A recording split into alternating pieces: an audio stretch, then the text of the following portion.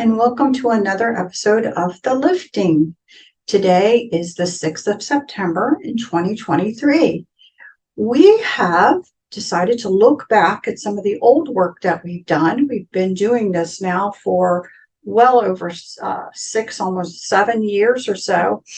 And we decided to look back at some of the overall general education and wanted to dust it off, wanted to relook at it, wanted to enhance the information and get it out to you to see what you guys think.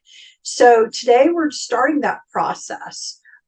We did a video many years ago, a PowerPoint kind of presentation talk on what was referred to as going into 5D and some basics about the world around us. So we wanted to dust that off, kind of peel away the pieces and keep what was good. Again, never throw the baby out with the bathwater. Keep what was good and then add to it our understandings that have grown over all of these years. So you're going to see us doing that. We're going to be dusting off a lot of stuff. We're going to be re-talking about it, re-vetting the information, and we hope you find it enjoyable to hear this conversation. So again, since this is a lifting show, as we do with all of our shows, we want to start with an affirmation and blessing to open it up. So here we go. We are all one, and when one is harmed, all are harmed. When one is helped, all are helped. Therefore, in the name of who I am, and I am one with all there is, that only the highest good be done. We send blessings to everyone out there. We send healing energies to you in hopes that you will let this information in, and in hopes that you will let healing information in to be able to grow better in these times. We ask for benevolence for everyone's highest good, be it friends, family, soul members, galactics, to come in and join us, those that have no conflicting agenda and just want to be a part of this conversation. We ask for benevolence overall to sweep out any malevolence or anything that wishes us not to be able to have this conversation. And we hope you accept within yourself, again, energies that are healing to you and help you grow and learn and better cope within the world. So with that, with agreement, we just want to end it with so be it. So be it. And I open the circle to true benevolence with no conflicting agendas. I find this very interesting because we are going to say a little bit before you see the original recording. I do want to say we are making some addendums to some of the things that you will hear in this before I make the proverbial cut to go to this. So this is actually quite interesting. You're going to hear a variety of things based on the learning curriculum. You're going to hear about some of the controls. You're going to hear about rise in frequency, a lot of this different information. And so I do want to make a bit of a disclaimer here. It is since this is about the basic principles, you'll hear us referring to even the whole thing going into 5D. You've now heard me, Joanna, and even Bjorn on GIC, all of us kind of drifting away from that. That's the ascension narrative. But I believe that you learn from things in life. Absolutely so do I believe that the whole concept now of a school is more poo-pooed. Yes. But are there beings that created this system by which they got regurgitated and recycled within? Yeah, I still actually believe that. Are they part of this now? Yes, but there's also yields in there that we've discussed. There's galactic politics interwoven into this, whereas there is certain information that's let through, but with a scattering of garbage, like the ascension narrative. So when we said we want true benevolence with no conflicting agendas, we mean it. When we say that we want more purified information where it's more truth rather than any of this other information, we mean it. Like we've said on both GIC and the lifting respectively, certain agendas that are in play out there, like the ascension narrative, like the update narrative, that these are false. Also, us being the whole center of the universe and we are basically upgrading the universe. That's a Nazi mentality. That's like Masters of the Universe mentality or Princes of the Universe mentality, folks. that is more like, we're going to update this and make this a human universe, like you saw in Picard season 2. That's total crap. That's a dark timeline. Somebody was basically saying that's the dark timeline. You don't want that. So that's something we're redacting. But with this, there is a slew of information that is still accurate. Like we still referred to Asgard as Maldek in this, even though we did say that it was also referred to as Asgard. Asgard's its original name. Maldek, on the other hand, is a reptilian word of basically it's a loose English translation. It's more like ours, mine, planting the flag, sword in the ground kind of thing. Like how we planted a flag on the moon kind of thing. There are a variety of different topics. You'll hear the thing about the moon, that's getting its own show. That's all there is to it right there. There is also the whole galactic age thing you hear in there, the 5 galactic ages. That now I have to say no to that one, because that, even though there is a universe, multiverse, omniverse, and super omniverse, that is still a very real thing. There isn't really a 5 galactic ages. That either was somebody's perspective at the time that saw things that way. Like, I've encountered a species from within the multiverse that thought their universe was called the One Verse. There's no such thing. There's there's a variety and scattering of multiverse. They called themselves the Wrangler, and they said they were from the One Verse. No such thing. But from their perspective, it was. Or B, that particular bit of information is false. That is something to ask here for the galactic contribution, in my opinion. It's called the Asgard, and we also showed that Asgard blew up.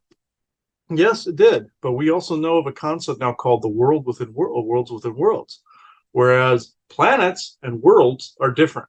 Planets are access points to the world, dimensional worlds within worlds. Land and Vesa come from one that is still Earth, but it's a world within world. The 9 realms and the 9 planets are the same thing, whereas the different access points were to those different realms. They also orbited Asgard. When that exploded, they moved into their consecutive orbits that today, like Venus, being Vanaheim, for instance. We've discussed this on other GICs. Asgard surrounds the Earth dimensionally. You have also the old map the Vikings showed, the worlds within worlds, or the Yggdrasil tree of all the dimensional layers. Completely accurate that way. Asgard is still alive and kicking. What exploded was the planet, but then by which that explosion took place, by which the energy was accumulated to be able to preserve the totality of that dimensional space and the access therein. The Bifrost then got scattered, and then the Earth became the new centrist nexus. That is still true. I won't go completely into that, because that and the Screaming Souls of Maldek deserve their own show. Not that Screaming Souls deserve their own show, but you get what I'm trying to say. This is actually quite interesting. The different information you're going to see in this, it may have a bit of a cringe factor, but at least 90% of it is still accurate. So I will cut this here, and you will go see this for yourself. And here it is. Here's the old information.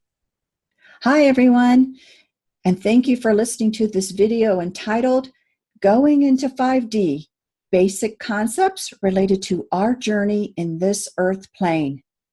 I am Joanna Michaels, and along with Christopher Jacobs, we were called on a mission to help people understand the world around them better, thereby becoming more sovereign and able to co-create in a better way that benefits us all, so we all can make the world around us more of what we desire.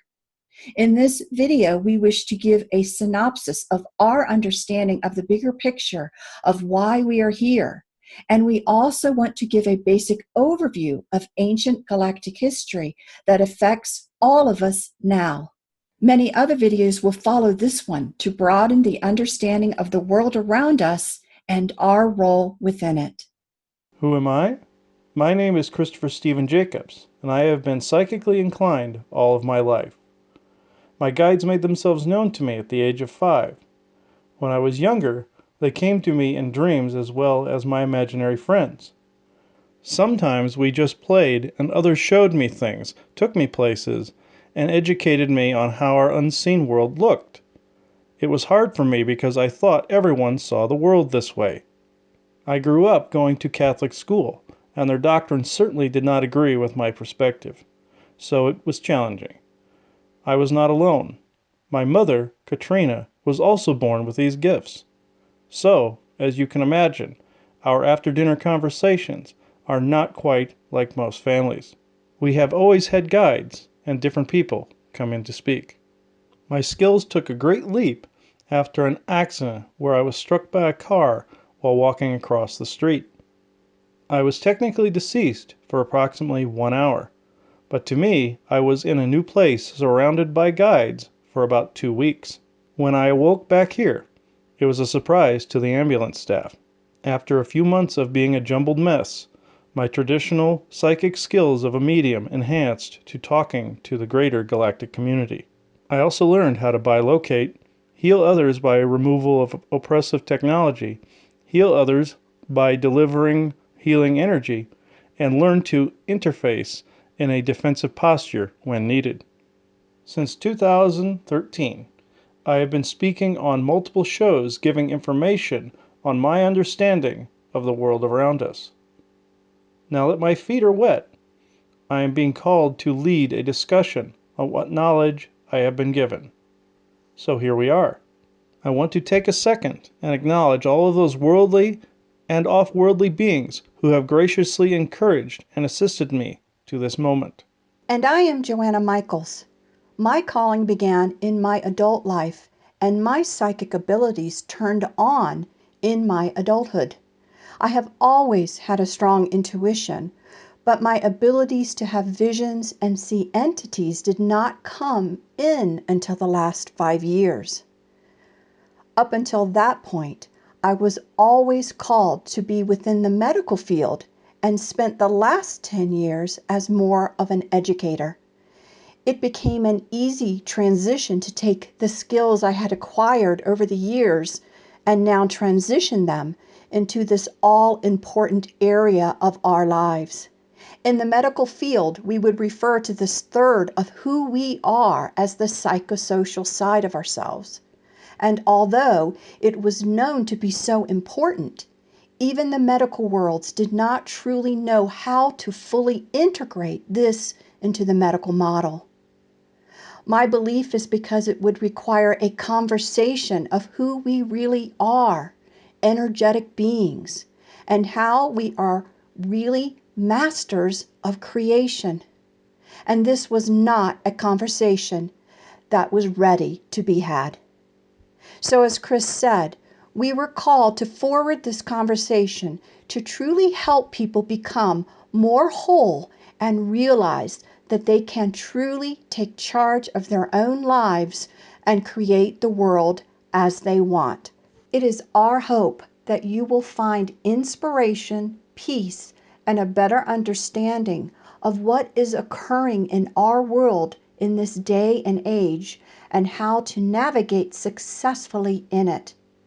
In order to understand our website and teachings, you need to know our perspective about humanity's journey, be it personal, societal, or as a whole, as well as our perspective on non-earthly beliefs, be it ghosts, guides, or the galactics. We believe we are living in unprecedented times.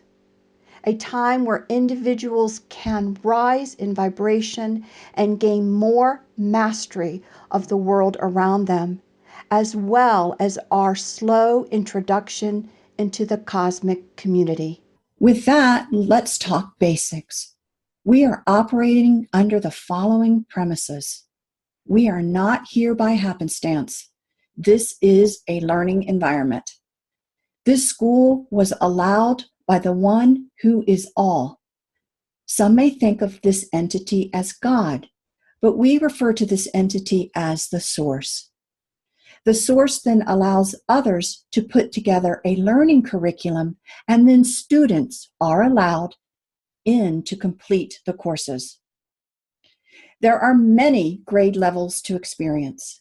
Once done with this curriculum, then a soul moves on to other learning experiences.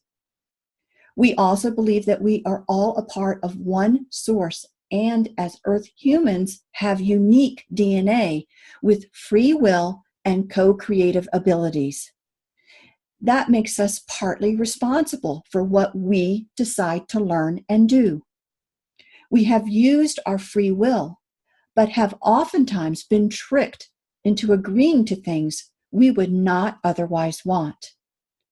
As we learn more about this, we will be able to break free of giving away our free will and do more with these co-creative abilities. We are not alone. There is more here and beyond Earth than many know about or see. There are many different races and cultures out there in the vastness of space, some within the same confines of the school system we are a part of, and some in other education systems set up with their own rules and curricula. There are also more species and cultures on our own planet than most humans are aware of. They have been here for a long time and have elected to not normally interact with most humans. Many people feel there are angels around to help. This is a correct statement if you are referring to benevolent beings that assist us. But our understanding is that angels are more of a category or label of many entities, extraterrestrials. Just like in a school, there are assigned teachers and counselors and mentors to aid us in our educational process. Our enhancement to this thought is more along the lines of seeing a clearer infrastructure of the many beings it takes to have this educational system. These beings do not want to be known as gods. They are just further in their educational process. And the further along you go, you gain more DNA abilities and more technology. For example, to a caveman, Wilbur Wright would have seemed like a god. One point of interest is that we are learning that there can be many perspectives to one topic. Take the topic of ETs. Hollywood sci-fi and religion have steered mankind's interpretation of angels or demons for a long time. Then there are others, like us, who believe they have had literal encounters with beings outside of the normal category of humans from Earth.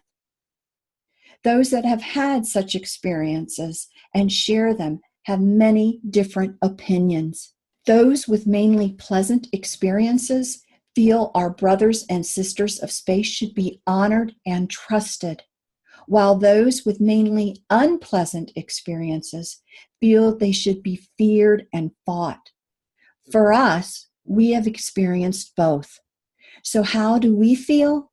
Well, we would say proceed, but with caution. So if there are dark or bad entities out there, why have we not yet been conquered? Why do we or they even exist? Well, a big part of that answer has to do with the learning experience that we are in which we will talk about it more in a moment.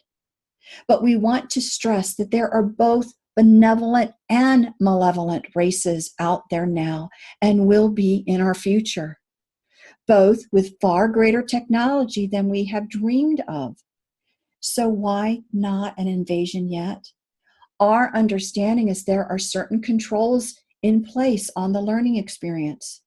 So if this creation did not have this world will be conquered theme of learning, then it would not occur. So at this moment in time, it just appears that it's not in the script. We are energetic beings living in a DNA human skin suit. We radiate out energy. Energy means power and ability, and it is also something that is used as a fuel source.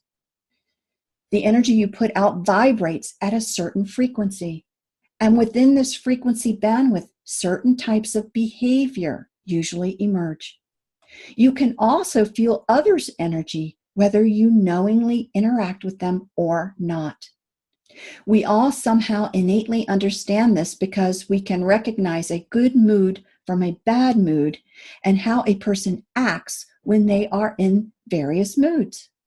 It also explains how when someone comes into a room, we can quickly feel their current frequency and somehow know what to expect. Sometimes it is a higher frequency and great laughter and joy can emerge. Or sometimes it is a lower frequency where depression and sadness can be present. How you react to these different frequencies all around you depends on the frequency you are emitting. Understanding that the energy frequency that we emit can dictate our behavior, thoughts, and emotions is very important. So is the basic concept that energy is used for fuel. Just like we can harness the sun's energy for fuel, our energy can also be harnessed for fuel. It happens all the time, although most do not know it, by a multitude of entities, including fellow humans. And unless you know how to bring through the unlimited source energy to keep yourself refueled, you can certainly become depleted. Being depleted of our energy can lead to all kinds of issues, including depression, illness, and even death. Sometimes these states are for learning, but oftentimes not. And as we know from those around us that we see in these conditions, it is hard to learn and grow in these states. Also, as we rise in frequency and learn to use our energy, we will manipulate energies more, thus better co-creative abilities emerge. Those beings who we think of as having godlike skills are just further along in understanding how to co-create. We are all heading in that direction. We must remember how to protect our own energy, and we accidentally give it away by trickery and deceit during waking and during dreaming times. And at times, entities can put attachments or attach themselves onto our energy field to continue the siphoning. There are seers now who are learning to see all of this and are able to help people with this by removing these attachments or entities. But there is a limitation because you are expected in these new energies to learn to protect yourself. A seer skilled in this will only be able to clear you out for a while and then will be stopped. You will have to learn to protect yourself and learn protection skills. In other videos, we are going to speak a lot on this all-important skill and provide many different ways to protect yourself in many different situations. We must remember how to discern. In the simplest of terms, discernment is the ability of being able to understand clearly. We need to know what and who we can trust, be it knowledge or entity.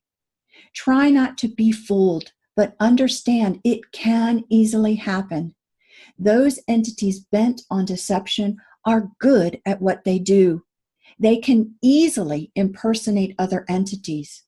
So besides discernment of the entity, you need to discern the message as well. Again, we will spend some time talking about discernment in other videos, and we will do an exercise to hopefully dust off that skill and make you feel more confident in your abilities. We are moving into a new grade level, a new lesson plan for those ready to graduate. New energies are streaming into this universe that will raise the vibration of those who are ready. The decision is a soul-based decision and is honored by the source. No one is forced to move on in grade level if they are not ready. Since a soul lives forever, each can take the path it needs to learn and grow. Many believe that once we reach this new frequency, that our minds will instantly expand and our abilities become instantly enhanced. There is also a thought that in these new frequencies, challenges and negativity just disappears like a heaven on earth. If you are of this camp and thought, with no interest in seeing another person's experiences or perspective, then I would definitely say that some of our videos may not be for you. Our perception is that since we are here to learn, then that is what we will do. We will grow into these frequencies and not skip the education on what it is to totally experience it, mind, body, and spirit. This will then take a bit of time. Also, it is our understanding that negativity doesn't just go away. This brings us to those who have chosen to graduate and move into the new learning curriculum.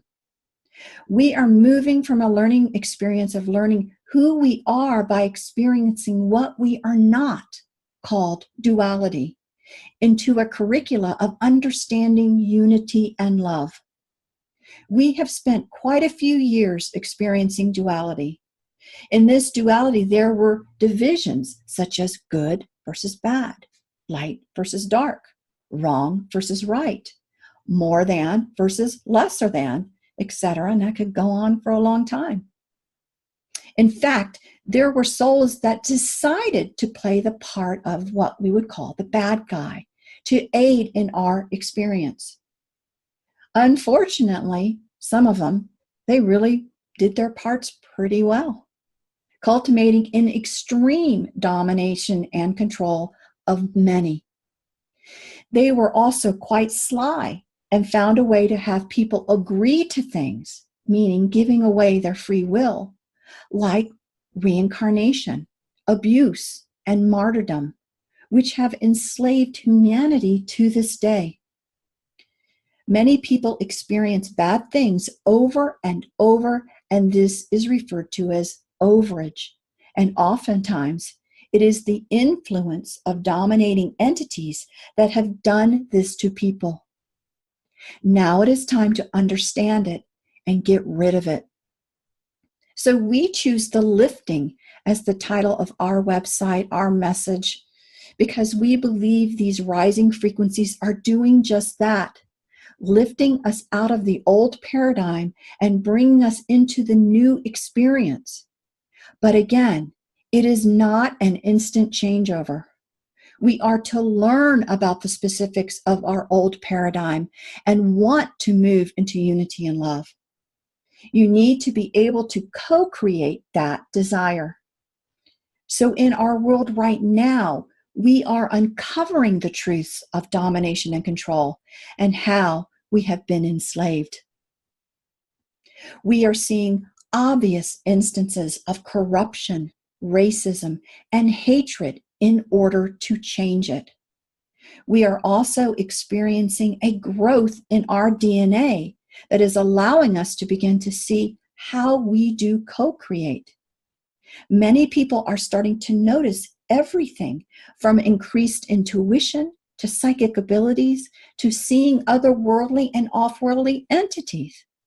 This is to help us gain the confidence to believe we can change and restructure our world for the next stage of learning. We must do this ourselves. It cannot be done for us. The truth about our cosmic history and our human history is not at all what it appears.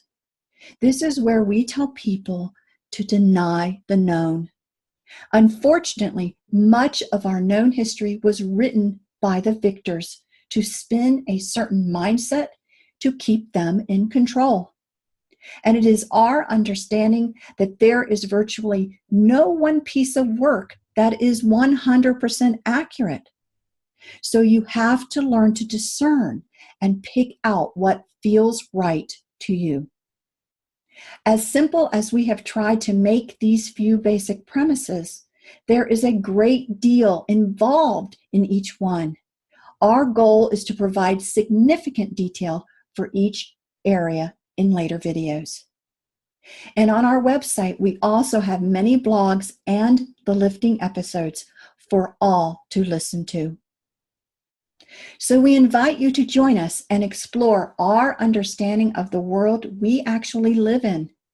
And we have invited our galactic friends to be a part of this journey, and they have graciously accepted. So Chris, why don't you say hello and channel a greeting from the Galactics? All right. Let's see who out there wants to give us a general greeting. Okay, I guess Isaac's elected. Okay. Him.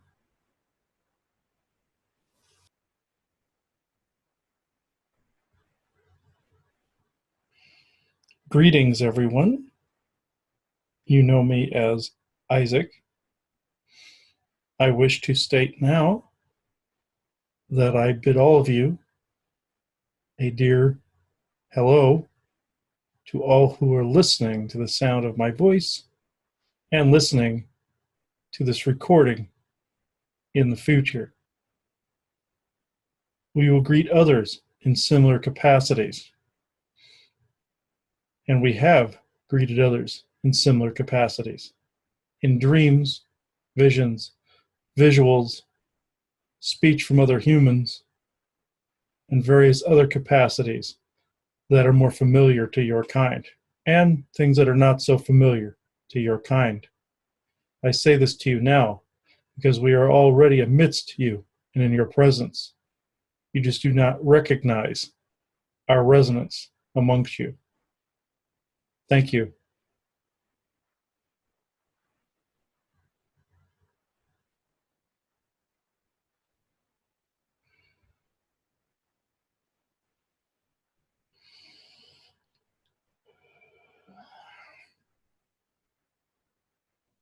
So in the beginning, there was Source. Yes, we absolutely believe that. Our understanding is that Source is everything and all the space between. We have been told that Source had a desire to expand.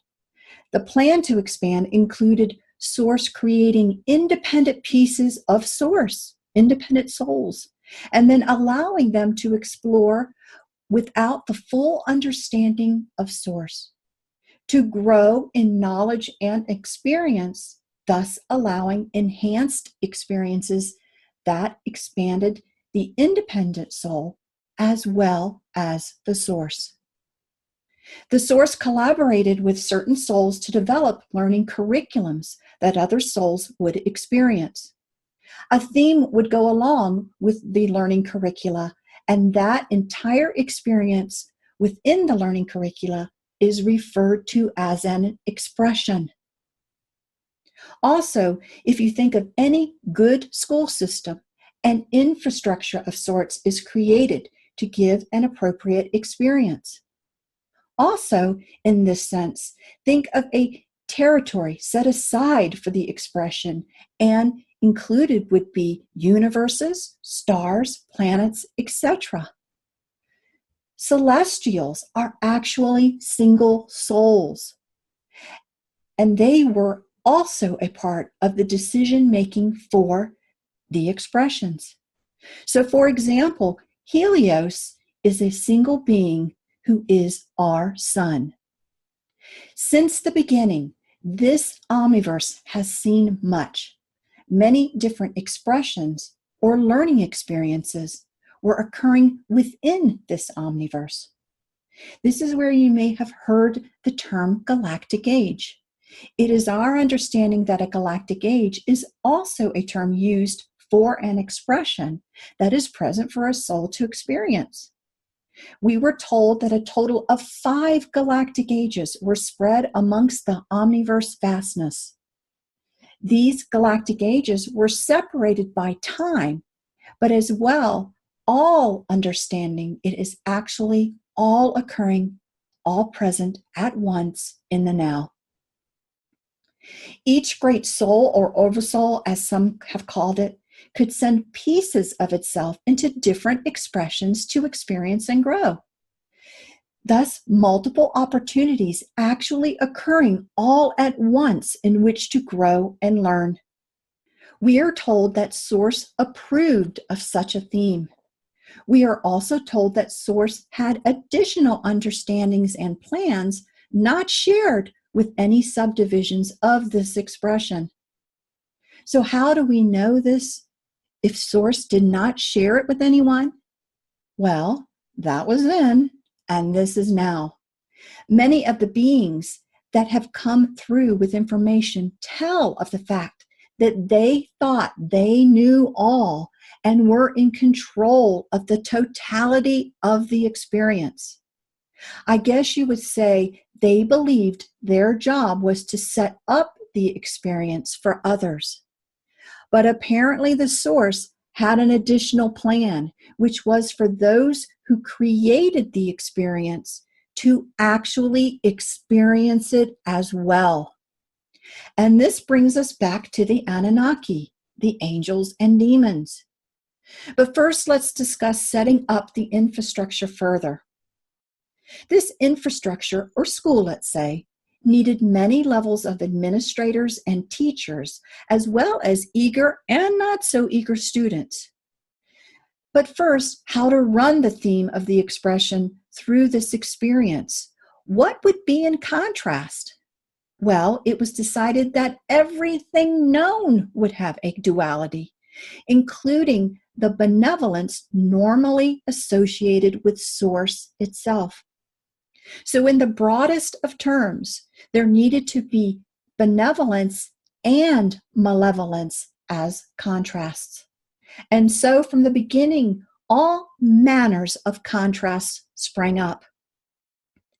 Planning and preparing for this expression took much time if you compare it to the current human understanding of time.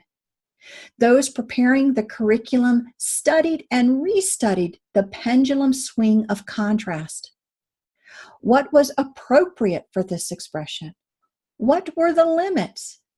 They plunged long and hard into their studies, preparing the environment, all the while not seeing a truth that they did not expect, which was the plan Source kept from them, that they would experience their own creation.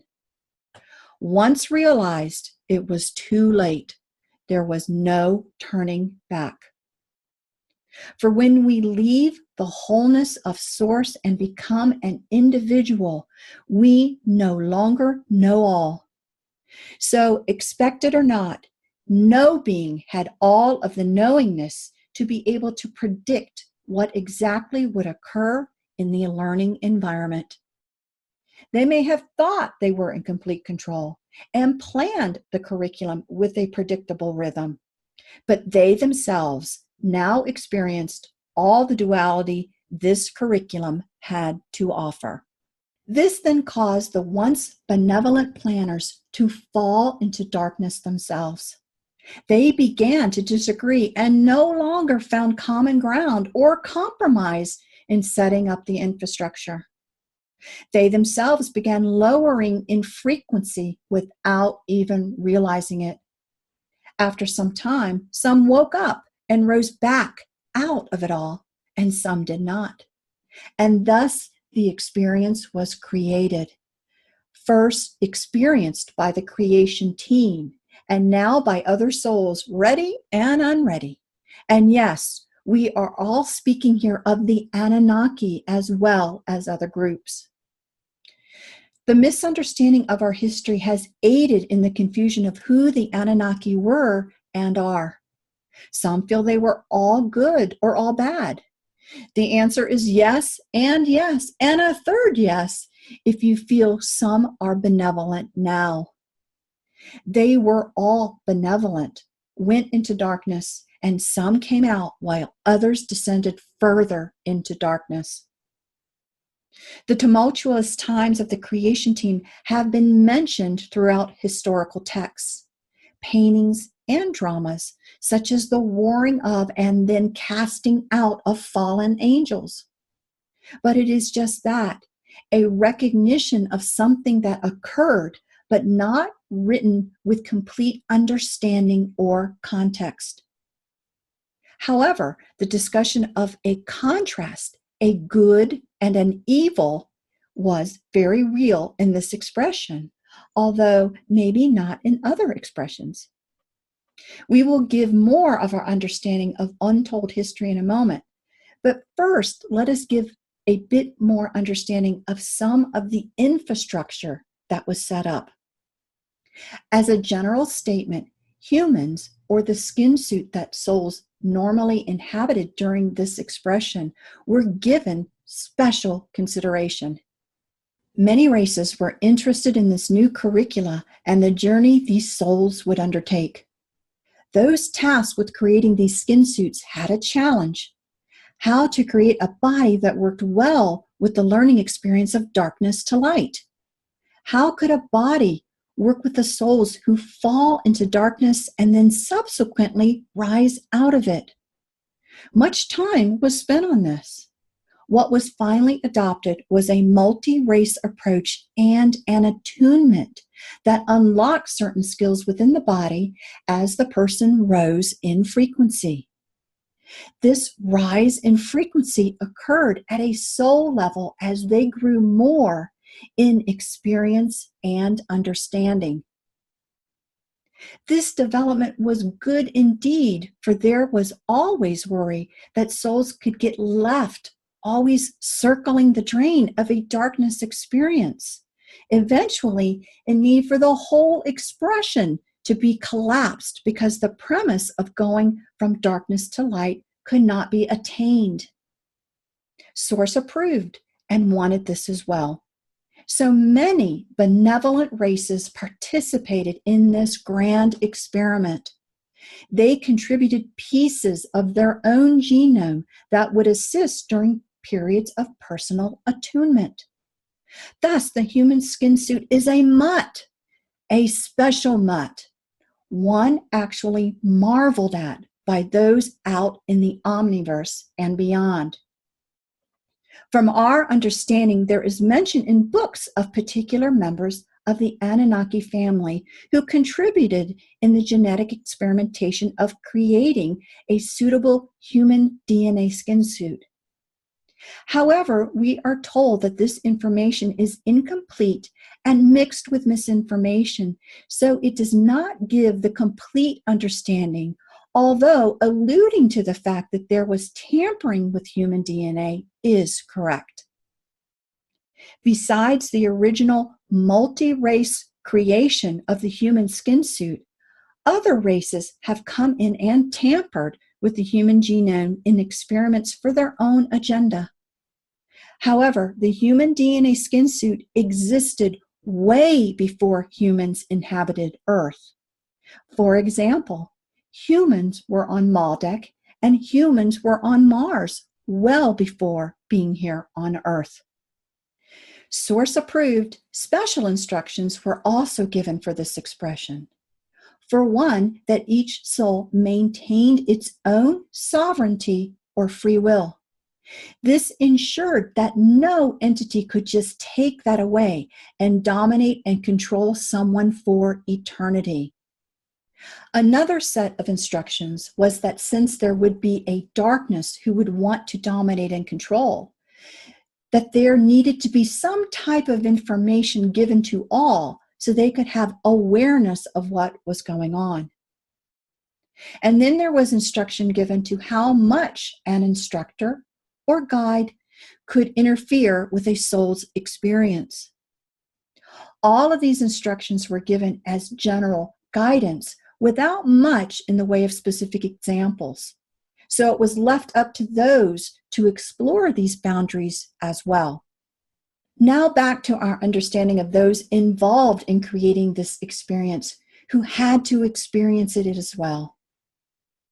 As the bickering back and forth continued, splits in ideology began to occur with those furthering their own agendas. Many worlds were groomed and came into being, and exploration of mass technology occurred as well. Other expressions were viewed to see if any of their components would be useful tools here. And other souls in different expressions were looking at this creation and were deciding if they wanted to come here as well. At that time, our current solar system looked a bit different from how it does now. What we refer to as the asteroid belt at that time was a world called Maldek. The asteroid belt is actually the remnants of that world. Maldek was considered the world of the gods in our mythology. Specifically, it would have been considered Asgard in Norse mythology. The planet was home to many creatures that we now call mythical, such as unicorns and dragons, and other beings such as frost giants. A race of Anunnaki was also present, and all races got along. So the beings normally referred to as Enki, Enlil, and Anu were from Maldek.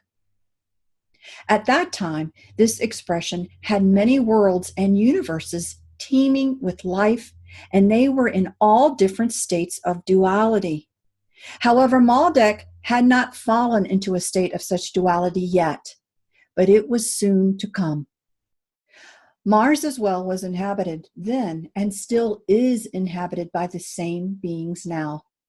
What is being shown to us here on Earth is just a fragment of the true nature of Mars. Back then, as it is now, the beings on Mars were not as friendly and did not want to commingle with others. So they kept to themselves, and with their separateness mindset, became quite vulnerable to the darkness. As we stated before, there were the beings outside of this expression who wanted in. These beings were a group of dark Anunnaki in a totally different learning environment or timeline, who wanted to come in and dominate and control this expression to acquire resources so they could continue living. Why did they want in? Because the source felt that all had been learned in their current expression and felt that learning expression needed to come to an end. But these dark Anunnaki would not accept this. They had no desire to end. Now, some may find this hard to believe, but that expression is actually us in the future, again, on a different timeline, who made choices to embrace artificial intelligence as well as the dark agenda that became realized. This was what some would call our experience of a negative timeline. This is where Nibiru comes from. It was the world on that timeline. These dark beings who would not go peacefully could see this current timeline and wanted to dominate it for their own agenda, meaning do their timeline all over again. They literally ripped across the multiverse and broke into this expression. They entered into this expression around the belt of Orion. This is why so many people feel this is the Greys' origin, because in a sense, it was. They began to conquer and harvest a variety of worlds, including the Ra homeworld. The resources that these beings wanted were the actual energies emitting from a soul.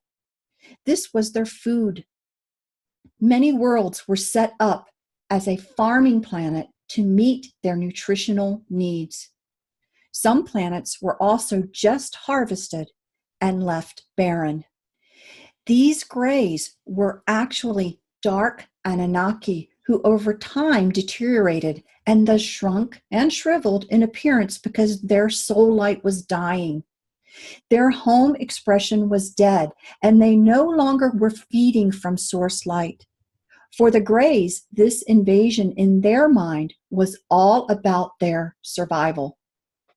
Apparently, Source had allowed their methods for quite a while as any experience. But there came a point when it was decided that this group had consumed enough with the full experience of extinction events for many races. So as a balance, it was time for their extinction. This group did not agree with the decision of Source. They had also forgotten that they are one with Source, and although extinction actually meant being reabsorbed by Source and their memories of the expression would be, they saw it and still continue to see it as a final death. They do not agree and are doing everything they can to ensure their survival. The Anunnaki can live for a very long time as compared to humans. This idea of living for such a long time has been a hard concept to grasp. The aging process for humans can show a person's body change and become more fragile, lose height and muscle tone. So think of this process over a very long time. An Anunnaki connected to source life can stay healthy and young with occasional periods of attunement to clear out all that is not serving their energies. But the Anunnaki who chose to reject source light and need energy from elsewhere slowly drained of life force. So these dark Anunnaki are in all states of this process. Some of the races most referred to in alien abductions or through seers are actually of the same race, but are in different states of deterioration. So think of it like this. A healthy, strong Anunnaki who went dark, then deteriorated into a tall white, also known at times as an archon, then deteriorated further into a gray. And as their bodies deteriorated, they merged with technology. And when too weak, they would be put into a sphere that they controlled with their minds. The one area that remained strong was their mind, with all of the amazing mental abilities. So this entire group of what has been thought of as different races is actually just one group of dark controllers or harvesters. Please just remember, don't give them any energy. Always refer to them as the faceless ones. Along the way, other races were merged with the Anunnaki, often by the Anunnaki splicing their DNA with other races to either enhance themselves or even create new races. For example, the reptilian race was a creation of the Anunnaki when they used dinosaur DNA. Another group created by the Anunnaki are the Lankaneers, who have also been called Archon, although they are not the same. Syrian DNA has also been merged with the Anunnaki. All of these beings were created to be of service to the dark controllers. The dark controllers also were able to overtake other races and had them act as servant races. These races, or at least the captured ones, would be turned dark and then do their bidding. This is where races such as insectoids come in. The way these dark Anunnaki would control these beings is by a rotting of sorts that allowed them to be controlled by their technology. Unfortunately, the rotting process turned many of these beings into zombie types, and if the rod was removed, they would just die. The dark controllers also rotted basically any captured race or entity of any race they could. And here is where a lot of confusion has come in. So, for example, there were members of the Ra group who were also rotted to do their bidding, as well as captured beings such as dragons. And they rotted their own. So yes, a good Anunnaki who was captured could be rotted. Some races could recover from the effects if a rod was pulled, and others would just die. Some races who could recover were from the Ra group, dragons, and the Anunnaki. However, reptilians and insectoids always appeared to die. So you could say these dark controllers amassed quite an army to work for them in their quest to survive. In our solar system, within this expression, positively oriented Anunnaki, such as Helios, Odin, and Michael, saw this invading force, and they put up a barrier around this solar system to keep the invading forces out. This barrier was maintained by the people of Maldek. They also developed defensive platforms for protection, which actually looked like moons around planets such as Saturn. This is why some of these moons are now being questioned as to whether they are constructs and they have the appearance of the Death Star of Star Wars. The Dark Controllers or Harvesters began to use their telepathic skills to start to cause dissension within planets of this solar system, including Maldek and Mars. They also clouded the judgment or deceived some of the beings in charge of the solar system, such as Helios, Odin, and Michael. Thus, the descent into darkness by these beings was in full effect. Tiamat, who was the celestial for Maldek, and Sophia, the celestial for Earth, were also being influenced or deceived by these same beings. Many people on Maldek communicated with Tiamat. Once fully deceived and enveloped in darkness, it was Tiamat who convinced them to keep their guard down. Beings throughout the solar system began to work with the Dark Controllers or Harvesters in the farming and collecting of energies. Although the Greys were not physically there on Maldek, energies were being sent to them. This is also when many forms of genetic tampering occurred in many races, all for the purpose of providing the necessary components to keep the Greys alive. And just as an aside, yes, there are robotic Greys, but now we are referring to those living Greys. Again, it was Tiamat that convinced the leadership of Maldek to let the Harvesters into the solar system and then thusly dropped the barrier. The Harvesters went to the defensive platforms and overran them. They also then came to the planets and thus began a farming technique of energy collection via war. They also caused dissension between the people of the different worlds, such as Mars and Maldek.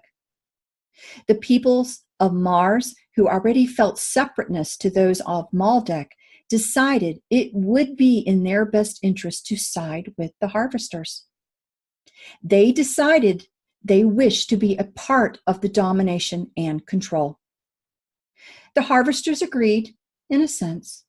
They decided to enslave those people of Mars to do their bidding, although some of Mars have foolishly thought it would be an equal partnership. Again, we are talking humans who went dark, and these are the same human families known today on this planet as the Cabal. What changed over time for them was starting to see these Harvesters as their gods or their religion. And to this day, Cabal on Earth trace their lineage and right to dominate and control those on Earth back to their genetic heritage from those on Mars, who again are still there.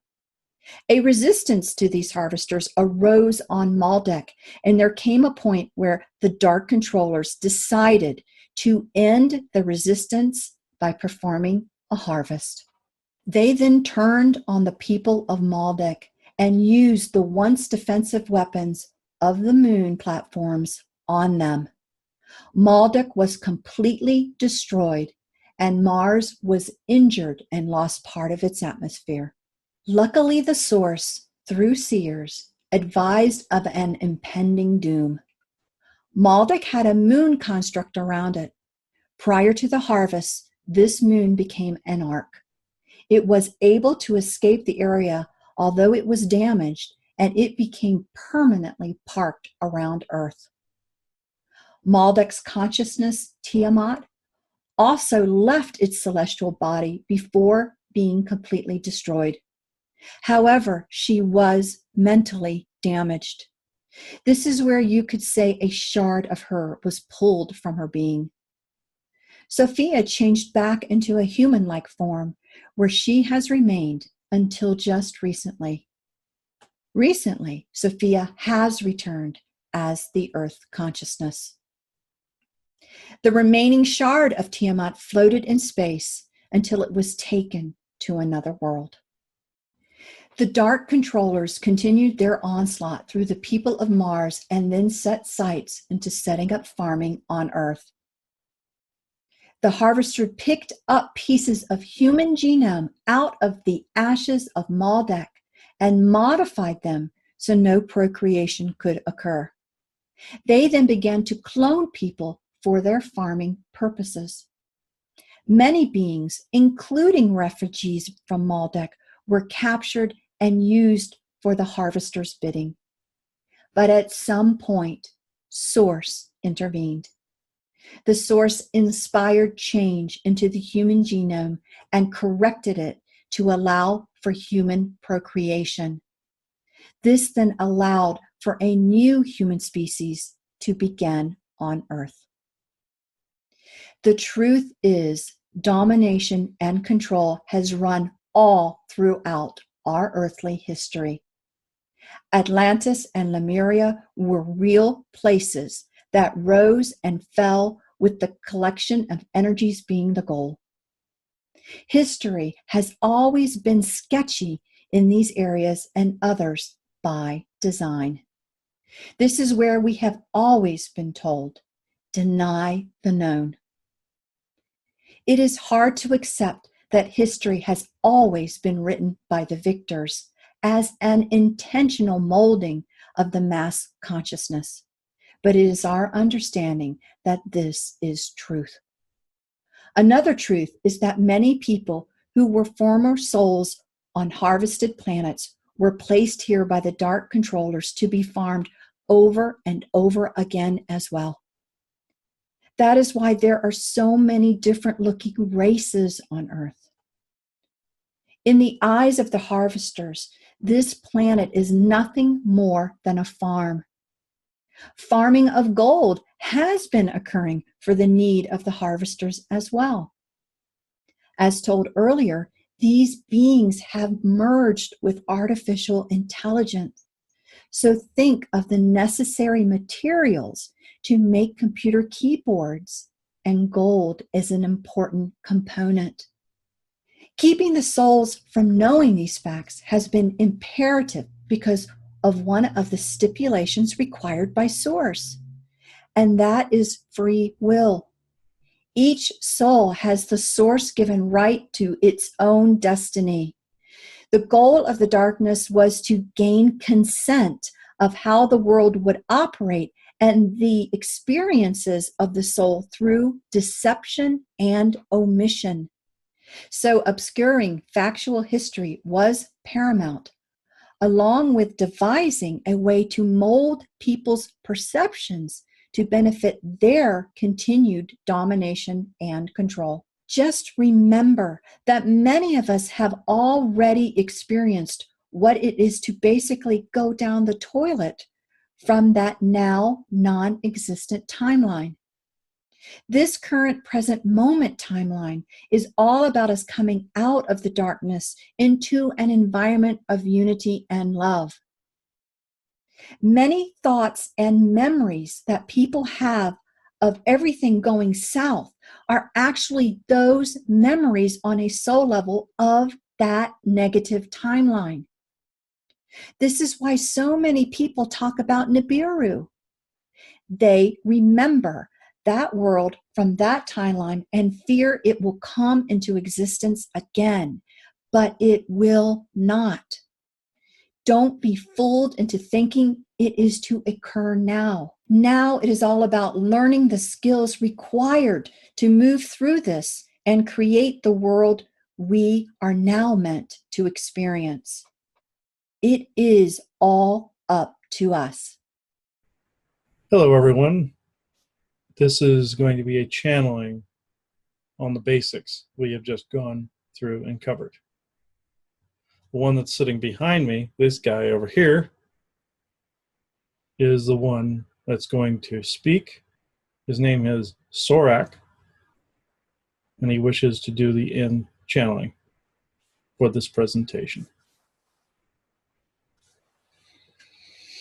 Okay.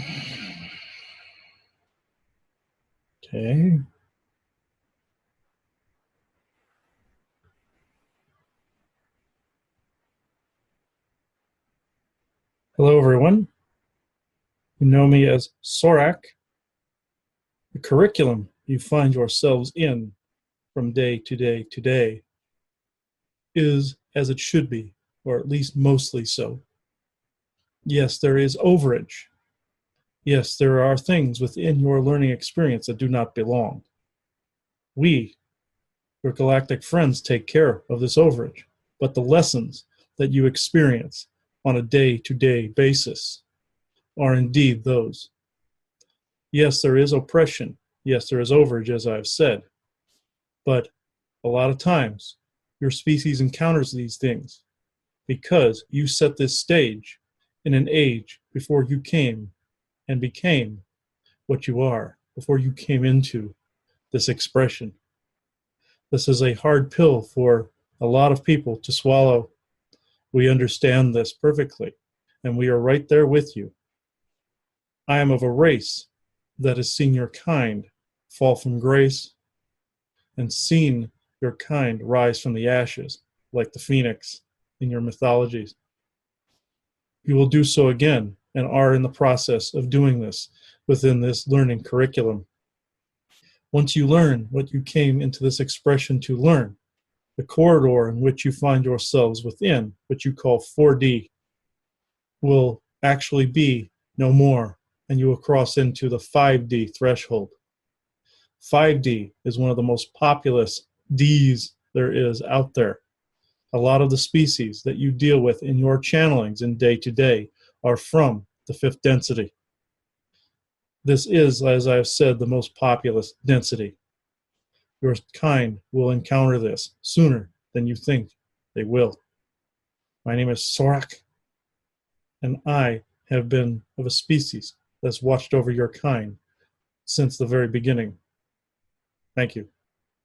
All right, everybody. You'll see. You see what I mean by slight cringe factor there. You're gonna see. I've also had to remove at least 3 slides from that because it would have thrown off things way too much. That's because we were at a spot in our learning that we were still. I hate to say we were integrated into the yield, but that's actually kind of still true. Where it is true, where we didn't know that we didn't discern completely. We talked about discernment in the slides, but we didn't discern completely. We have to start somewhere. Yeah. That's, don't be too hard because Yeah. again, as we say, the truth is the truth until the new truth Mhm. comes along. So you start somewhere and then you do your best to, based on the current knowledge that you have, you put out information or have conversations. And then, you get to look back and you get to say, what have we learned now? What's a broader perspective? What onion layers did we add to this information? I actually find that, not to me, not a lot really was redacted. There were some different things.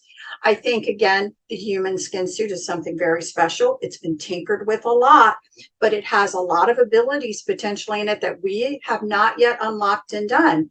Now, does it mean we're the saviors of the universe? No, that's taking that information and spinning it. It's been spun. The uniqueness has been spun in a way that we're like, oh, That's like saying the master race type of mentality. true, not necessarily true, but does it mean that your soul is connected to something that's very interesting, very unique, and potentially has a lot of capabilities we haven't tapped into? We still believe that's true. And also, yeah, are we going from carbon-based to crystalline base? Yeah. But are we receiving upgrades from the central sun? I'm going to have to say no to that. It's more or less changing our perspective and perception as time goes on. The compression of the energies, yes. Are they changing the genomic structure? Yes, I still agree with that part. The other discussion again is who's really what in this cast of characters. So when we talk about, again, understanding Anunnaki, understanding ones, and understanding the turmoil that was going on, were people that maybe once again a greater oversoul before getting involved in this, once started in benevolence. How did things get messed up? Everyone was involved. And is everyone out of it? You want to assume that everyone's now come out of it, some of these big time players, let's call them, but Not No, necessarily. that's why, or else we wouldn't be able to talk about infected oversouls like we did. Yeah. So that again, I think getting into more detail later, we talk about some of these key players and new perspective on where are they and what are they doing and are they healed or are they not healed. We'll probably do that as a separate show too. Yeah, and this is also important to remember where we talk about the creation of dark delight. There's some things we did leave in. You might see some things out of context in there, and it's not necessarily like that. Where the Orions came from, of course, you had their AI God, dark creator, photocopy of creation type of thing, as some people like to call it. Then you have true benevolent source creator, the one you always hear us referring to. Then you have neutral. Overall is neutral because it encompasses everything. When that's why there's no such thing as universal law. This is why I have to kind of poo-poo that, because even though you're not allowed to circle the toilet forever, I suppose you could say that is a natural law sort of deal. But you have true benevolent source creator. That's why I always say call on that, because if you just say God, it is actually you're just going to call on some whatever, who refers to what as God. So that's more generalized. And I'm being told at this point in time that in this, who am I speaking to, Lou? Okay, yeah, this is going to be interesting. This is the forest people. So the original channeling was We're not not gonna- you're not going to know You're because not gonna- again, it was a channeling relevant to that time with our information. And so now what we wanted to do is give an updated channeling from 2023, looking back on the information and some of the changes. Yeah, and also I know this deserves its own show, but I will give a quick bullet point to something that also deserves to be basically changed a little bit in understanding the whole screaming souls concept. Like I said, came from the law of one material and humble material, I call it. That was basically the enemy basically stating what it had done in history when it destroyed the Asgard, scooped up the souls, and then now was reporting on what it did, kind of like a child that basically broke something, telling people what they've done, hoping to avoid a punishment. And you found that funny, guys. Okay. No, the force people found that explanation funny. They said yes in a nutshell. Good. Okay. So that deserves its own show, I feel. So yeah, Fuma. That's actually you this time. You actually came in during my session today, and the force people have said virtually nothing. I'm thinking they came in anticipation of this versus the other, even though they were welcomed on the other.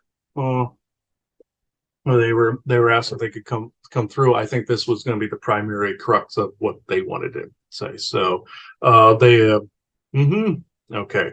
Yes. So Fuma. This. Okay.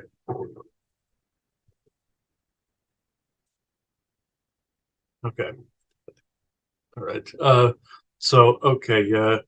Fuma. Sometimes Shungai can. It's a wonderful thing for the lampshade to protect, but at the same time, sometimes I have to keep the head more open like this. So. Okay. Well, yeah, if I can see like right here, so because our edifice for them is straight off that direction. So, oh,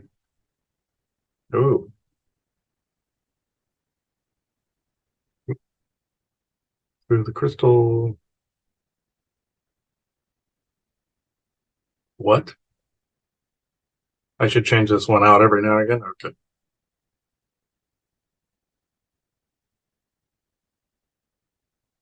Hello, everyone. Yes, this is Fuma. Yes, I've also been watching as you guys have been redoing some of the other videos, revisiting and revisiting different places as well. My brother Seymour has also been quite observant and really appreciates this as well, our clan, as well as do these locals that we set up and did some of the networking for you within our own way, in a literal and slightly different sense as well, and more in an energetic networking type of way. This recording that you did yes, there is some accuracies to it, but as we all learn and grow, we do expand those perceptions and perspectives. So that part is still true.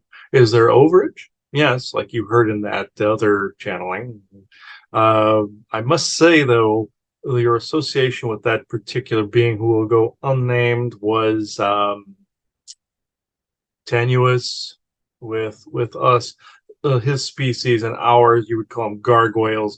Yes, some are good, some are drifty as holy hell, and some also drift the line between what you would call dark and light as well. In the materials, though, based on what you want to say is into the 5D type of narrative, there there really isn't such a thing as this. And I will explain. We are in different frequencies, faster and slower moving. You've encountered dense and you've encountered lighter. This does not mean lower or higher. This means faster moving and slower moving. Now, here's something you may not have considered. Sometimes faster moving doesn't always mean something nasty can't hide within that using technology. Some human factions do it, alien factions do this. But with this whole learning curriculum, sometimes it is based on what you know of as the hedge betting of the gods, was a very apt term. Also, the galactic treaties by which sometimes they don't interfere, they engage in your yield as well as they couple the information together with something false, truth with falsities and lies. Yes, this happens to be true. We deal with some of these races on a regular, constant basis. And my brother Seymour and I have been in the solar system advocating for those of you down here. Not that we're bragging, it's just this is what we do. Now, I can feel him getting slightly hit, so I can go into questions.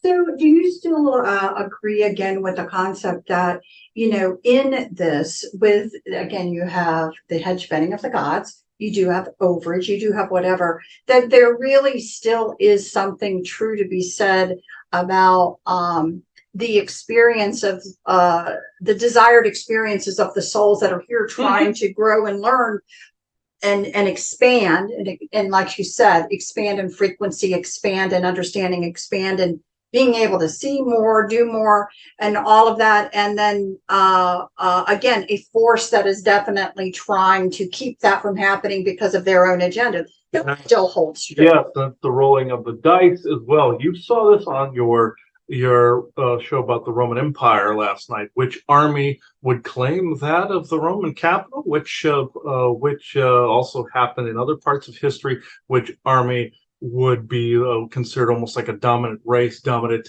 type, a dominant area, dominant apex, dominant time frame, all of these things, rolling of the dice. Yes, you are also, you can't say you're in a prison planet or a curriculum per se, but you are learning from these things. However, you are not necessarily going into 5D, 4D, 5D, 6D, any of those things. Are there these, like I said, these different frequencies we can use sound vocals to vibrate into and vibrate across to a faster moving frequency that would affect your body greatly if we were to stand in front of you? Yes, your head would probably explode. Other races can quell this through tech. Other races can quell this through vocals, et cetera, et cetera. We stay in these frequencies so that certain bad guys are not able to track us. That is a thing. The faster moving frequencies, yes, unless they use tech to do this. Well, the point I do want to make is, and I may sound like I'm going fast as a result of this, also is the frequency that I currently am in. Plus, my brother has pointed out that I have been too reckless with your guys' time in the past. So I will compare. Ascension narrative created in the 90s, same thing with your Lionsgate portal type of narrative where you're getting upgrades from the central sun. Not true. You have 3D, 4D, 5D.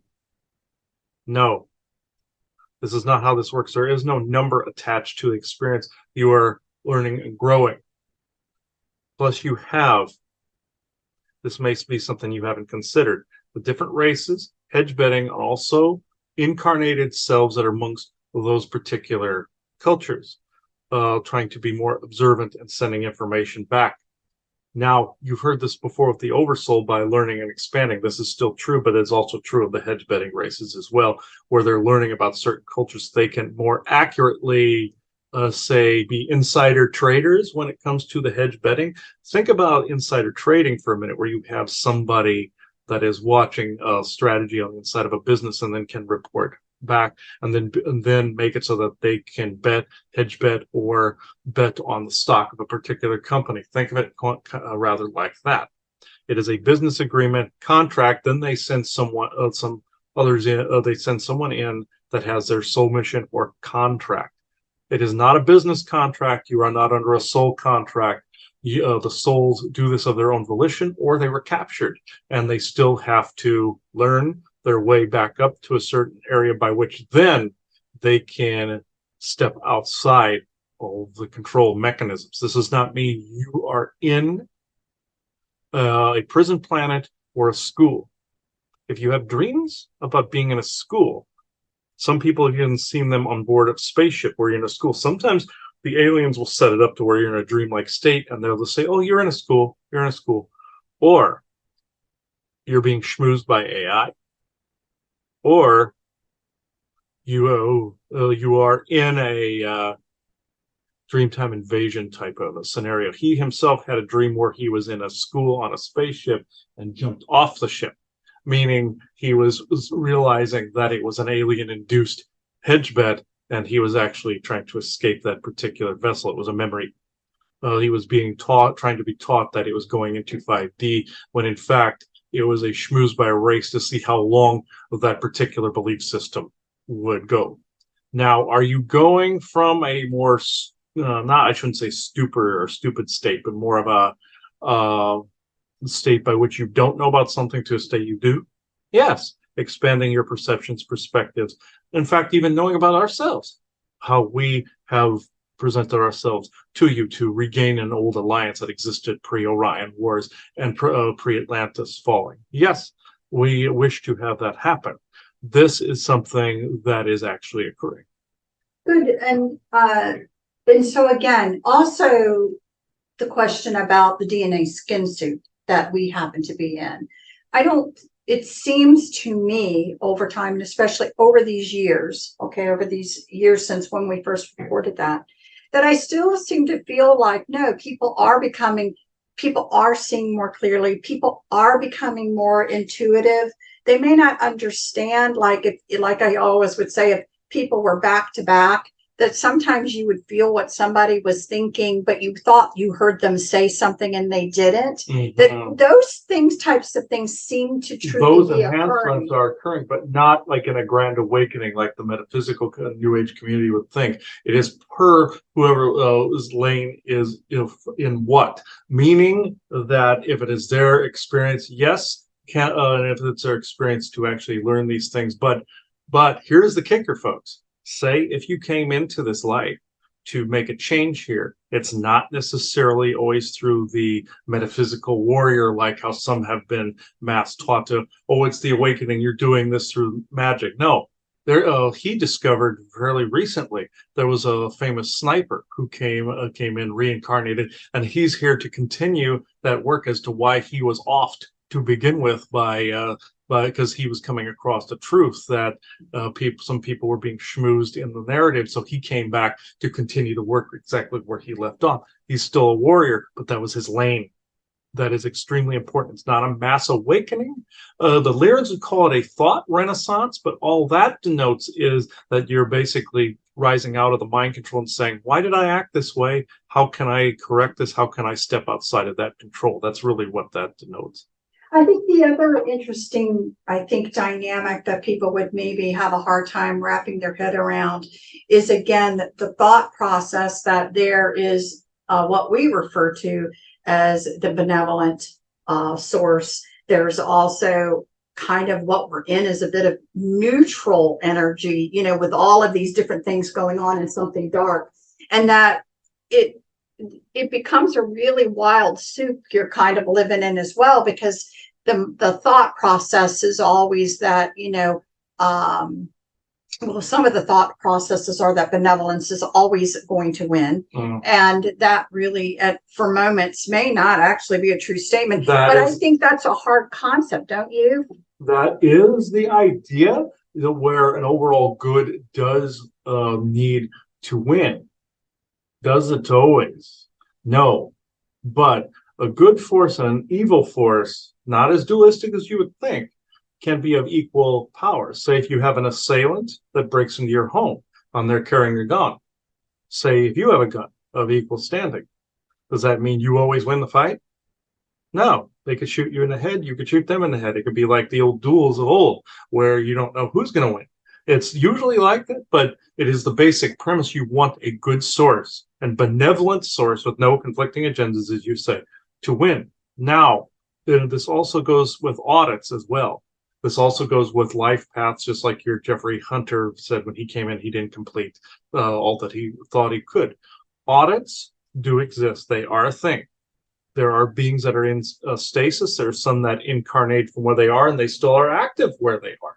You guys have a mix of these going on right now. I cannot go further into that, but just know sometimes they're fully cognizant over here. Like the Toroth like to do this, the Mayan Federation likes to do this, but Asgardians like to go into more of a stasis, then do it that way or incarnate that way.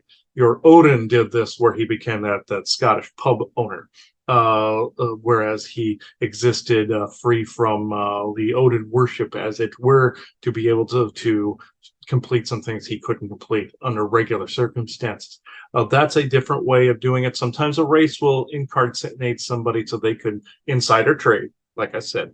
Sometimes they're here to actually change things. Sometimes these races will have some of their people born amongst you, not necessarily born or raised by humans, like the Superman origin story or Clark Kent, to be able to fight corporate interests or ICC interests here and political interests from the Galactic Federation. That's hence what your Lex Luthor was embodying in your Superman story. Superman was representing more some of those galactic races that wanted to make change the good old-fashioned way down here. They became allegorical figures. People thought it was more of a Michael Lucifer type situation when it was not. This also brings me to that topic that you didn't touch on there. I will say this, yes, your Enlil is your Lucifer, and your Michael is your Thor. You lovingly call him the Brat, which I couldn't agree more, because that's an infected oversoul thing. I know you want to make that its own show.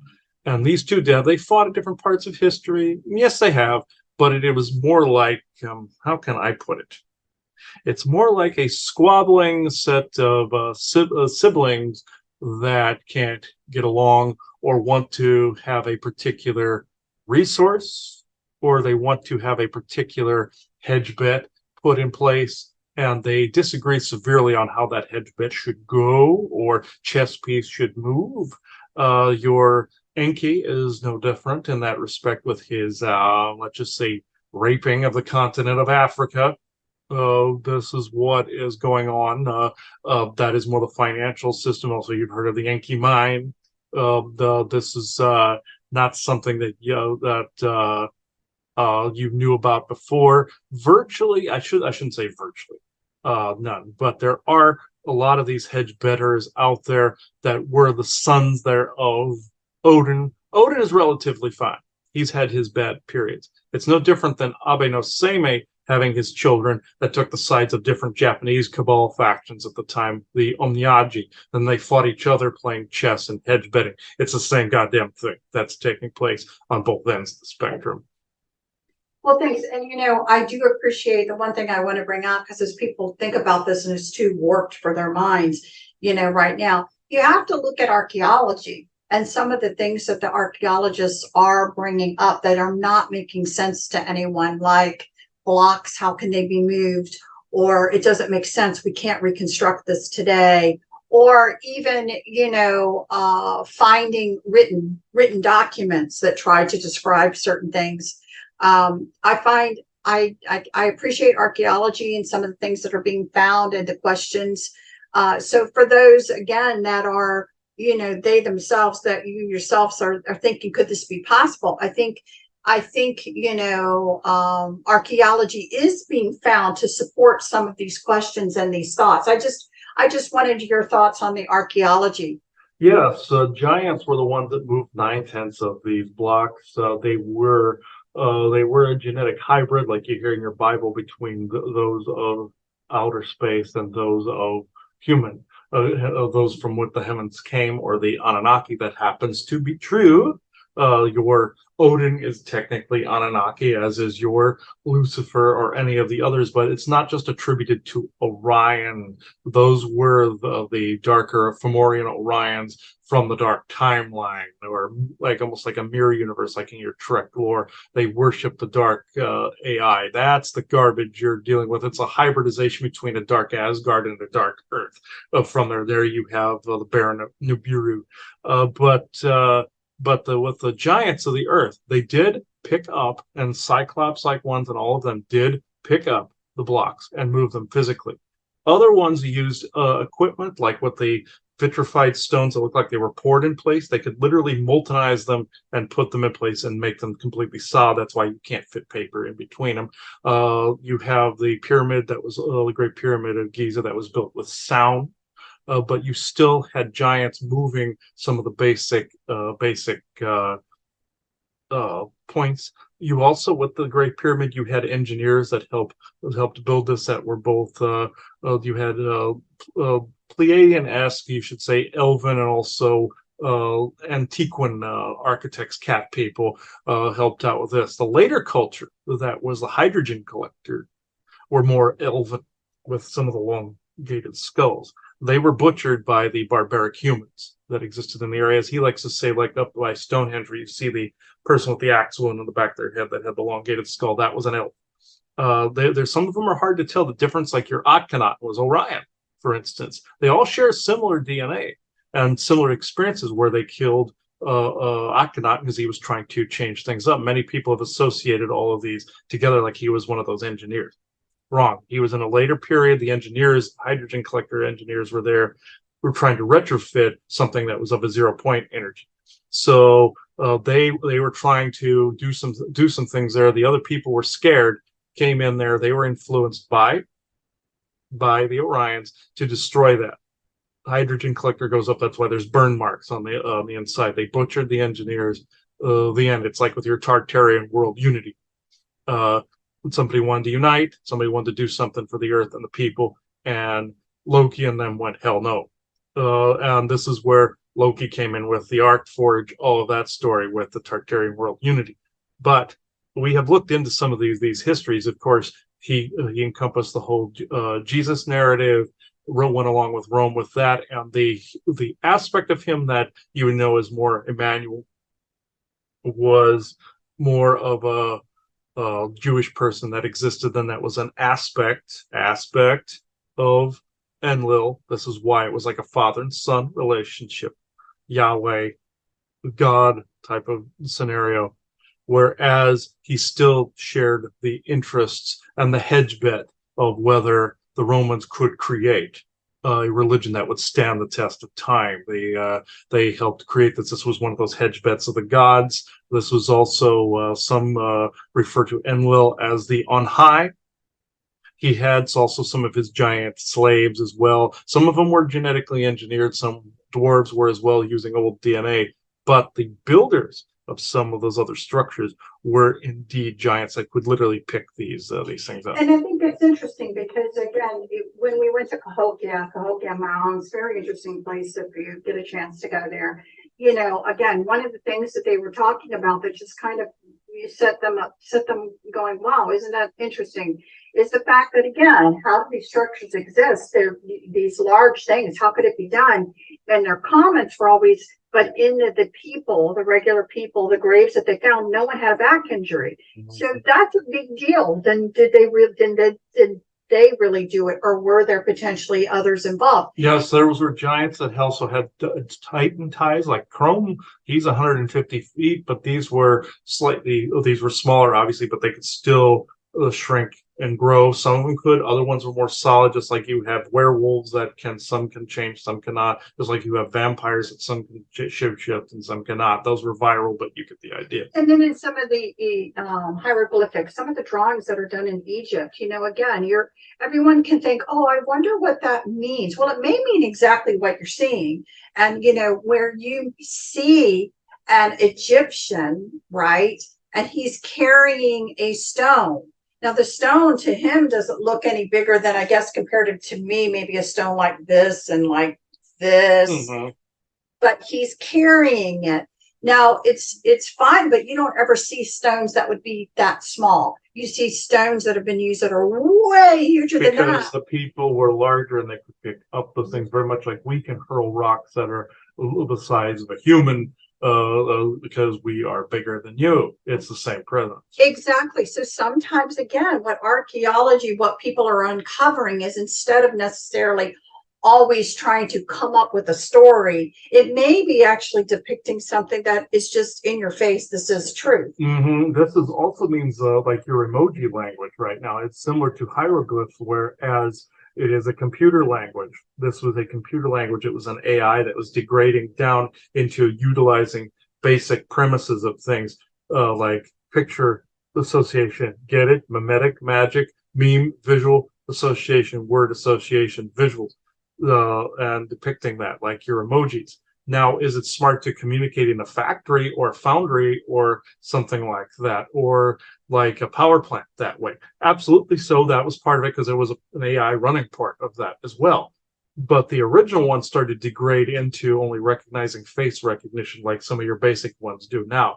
But in that pyramid, there was one there during the time where the elves came back to try to turn it into a retrofit into a hydrogen plant. But before then, of course, there was an AI running it as well. And then when the AI run by the Harvester or Orion Continuum came in, of course, it started to degrade because it wasn't getting fuel. That was the black goo essence. So it's all of the above in this instance. Well, it's very interesting. And we could obviously continue and go on and on and on and on, but that's why we have different shows. So a lot of things that we talked about right now, we could, get into further, but this is kind of basically a little bit of an overview. So I do want to go ahead and just allow you to have some final thoughts, and then we'll leave this as it is for people to look at. Yes, it's very good that you're going back over the source material. You've had blockages in the way over the years preventing this particular epiphany in this way, and it is because of people in the past you've been associated with, beings in the past you've been associated with, not wanting you to discover these things, like you've told him in private, things of that nature. It stopped some of this process from taking place. Many beings around you now want, good ones want this to take place. They want you to go through this, like Isaac Lane and Vincent, myself, Seymour, Forest people. All of us want this upgraded information because of the fact that it is badly needed right now. It may not sit well with a lot of people that are wanting the into 5D experience. I don't know what they feel that looks like, but the majority of them seem to think that it's some special event. There really isn't a special event. If people are picking things up, they're picking up world events that are taking place, shifting and changing, and your geopolitical center, and they're merging all these with a spiritual cohesive belief system, which should not happen. They need to dissect and vivisect some of these things, but that's just kind of like the anal retention in myself saying this, but you get the idea. So thank you for having me on and us on, and we will further communications in this way. So thank you. I can certainly understand why people would want something like that, because you just get tired. You get tired of all of this. You get tired of it and you want something to change, but you have to make the change yourself. Right. And again, what we're talking about is a greater expanse as well. Yeah, co-create. It's just not going to be the poof instant putting everybody is at one place at one time, like, and everything. But I, especially now, even more so now than when we started some of this, I can certainly understand, because the trials and tribulations, let's say, have just increased in frequency. And so much of it why you would just be tired and want to poof to be. And I see why also the cabal is catering to that by saying, the cabal is falling, the heroes are going to save you, and people are just sitting around waiting, hoping and praying, and you can't really do that. It's the way things are going, don't just believe the idiot box, don't believe anything like that, believe your intuition primarily. If something doesn't feel right, go for it. Don't believe an indoctrinated belief system in that way either. Go with the intuition. Don't just go, just remember, if they're displaying something, it could possibly be part of a narrative, like that Chadwick Boseman channeling said, anything public is narrative. And that has sunk with me ever since then. Like say you're seeing all these geopolitical things going on, puppet show, all this other stuff. Just know that's in order to get you to fight, divide on political lines. They're trying to cause a civil war, civil conflict, divide, conquer, and control. So therefore, you have to step outside of that. Anything that would happen, you need to co-create that better from that point. It's just like what was said in Star Trek Picard, famous quote, and I love this. It goes, "Change doesn't always come in the time that we think that it should." And because we all know, if we know the Star Trek lore, the Federation or the Starfleet doesn't form for like 400 years from around now. And he was back in this time when he said it. People are saying, "Oh, this is going to happen soon. This is going to happen soon." No, it's at least 50 to 60 years for any notable real shift in certain things. You might see other things pop up in the now, but it's all going to realizing what's going on around the shape you. of it won't change until Right. then. Yeah. But you have to realize it first. You have to have these understandings and look around and start seeing the patterns and different things. So a lot of things, in my opinion, are happening now that Yes. are good. And disclosure and all that. Yeah, right. As we've said before, I can understand why people want instant pudding and want to I get already it. be there. And I the get it. targeting, I get it. We I can get get it it. completely. Yeah. Oh, yeah. I get But it doesn't mean what's going on right now isn't extremely valuable to yourselves and to others around, Mhm. especially again, because once you start to see and really understand these issues, you're going to start to see it a lot. And then the goal is then what do you want, and how do we decide what we want in order to make this more representative of the experiences we want, not of what somebody else wants. Yes. So I really hope you guys enjoy this. I want to send this out with a blessing to everyone who is listening to this. We have actually a lot of material that we're going to be reviewing and re-putting out. Because again, there's a lot of you out there that have never heard any of this before. And so we want to go back and we want to get some of this basic information of the things that we're talking about and why we're talking about them out again. To those who have never heard it before, and or to refresh those memories of people that have. So we send great blessings to you.